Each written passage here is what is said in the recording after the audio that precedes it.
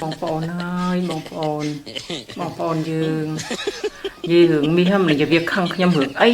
បាននិយាយឡើងវាមិនចុះសោះហើយឯងនេះអត់លុយពីតាមដានខាងឆេងរហូត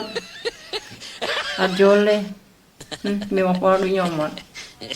ជាផ្សេងអ្នកដែលអត់លុយតាមដានខាងឆេងរហូតចាំមកវាចុះអញទិញចាំមកចុះអញទិញពីមិនបានផងហើយកាមាសឡើងអូពីបោកក្បាលទៅលក់សុបាយចិត្តហ៎លក់ចំណាញ់ចាំមើលវាចុះអញទិញវិញដឹងថាទិញបានច្រើនមកជួយយើងគិតថាយើងលក់ទៅចំណេញមានណាវាឡើងរហូតអាលុយក៏ចាយអត់ដែរ